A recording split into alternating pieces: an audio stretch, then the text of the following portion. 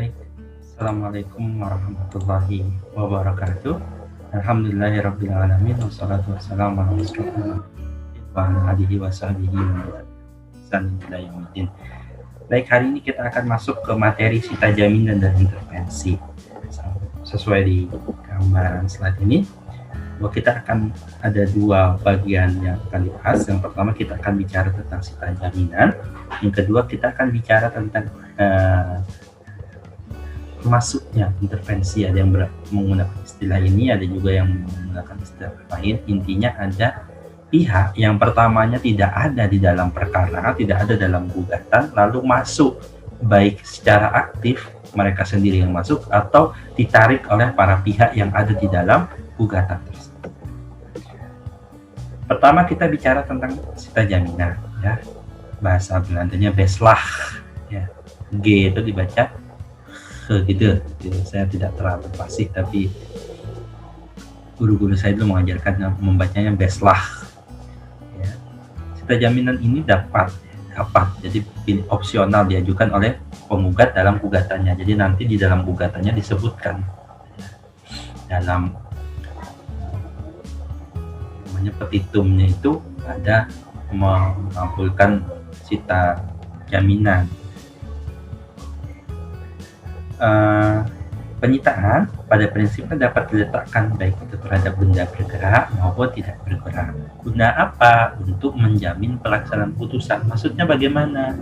Misalnya bahwa ada jual beli tanah. Oke.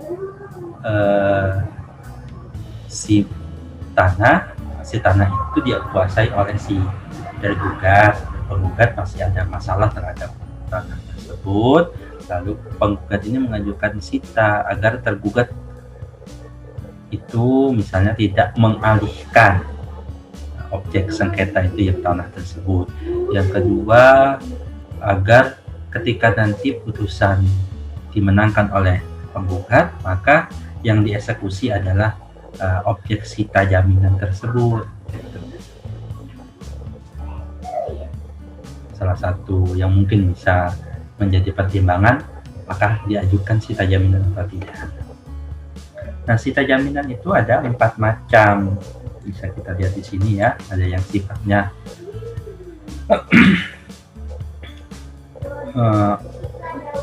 itu memang penguasaannya tergugat, yang konservatoir, ada revindikatoir. Itu bedanya adalah menurut penggugat bahwa benda itu punyanya penggugat tapi dalam penguasaan tergugat.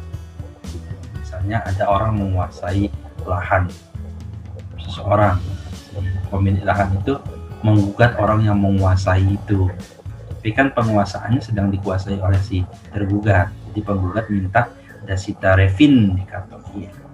Ada juga sita marital.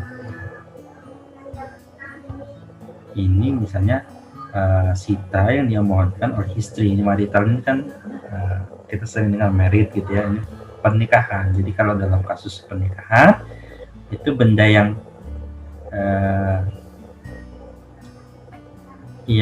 menjadi harta gonogini, ya, sering dengar istilah itu. Nah, itu disita agar apa? Agar tidak jual. Kan bisa gini, wah ada sengketa tuh sering, supaya aman, ya udah barangnya dihilangkan aja, jual aja, dipindahkan aja gitu. Nah, ini guna sita ini agar barang-barang itu, benda-benda tersebut itu agar dibekukan gitu. Di sita itu kan begitu, agar tidak bisa dipindah tangankan, tidak bisa dihibahkan atau dimusnahkan dan sebagainya. Lalu yang terakhir ada pandesblah, sita yang diletakkan, ya, terhadap benda yang guna pemenuhan suatu kewajiban. Jadi dia itu punya utang saya, agar nanti utang itu bisa terbayar, ya, itu disita saja tuh rumahnya si itu, misalnya mobilnya si itu, masuk dalam sita pandesblah. Nah, itu yang berkaitan dengan sita. Selanjutnya ini materi selanjutnya mengenai intervensi tadi, pengikut sertaan pihak ketiga.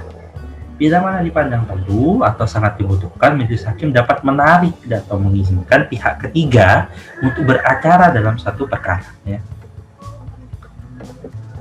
Nah, bentuk-bentuknya tuh ada 3 macam. Ada Friswaring, Fuging, ya, Fuging apa Fuging, kurang tahu bacanya tepatnya bagaimana.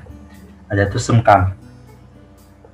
Friswaring ini ya, kalau yang dia tuh sifatnya pasif ya, dia ditarik, jadi dia ditarik oleh salah satu pihak. Kalau Fuging ya, seseorang atau badan hukum masuk ke dalam suatu perkara atas inisiatifnya sendiri dan bergabung dengan salah satu pihak untuk membela kepentingan pihak tersebut. Jadi dia masuk untuk berpihak di salah satunya, kan sifatnya aktif karena dia sendiri yang masuk. Ada juga namanya itu Senkam, seorang masuk ke dalam perkara itu untuk membela kepentingannya dia sendiri, bukan kepentingan penggugat tergugat. Pihaknya kan penggugat tergugat. Nah, dia masuk untuk membela kepentingannya sendiri.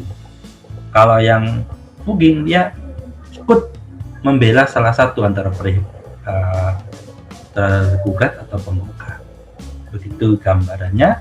Kalau nanti ada yang ingin ditanyakan, silakan di slide yang ada gitu ya, bukan di video tapi di slide yang ada tuh materi yang mana yang ingin ditanyakan, silakan berikan komen di bawahnya, memudahkan saya dan Anda untuk mengecek materinya, begitu juga untuk mendalaminya.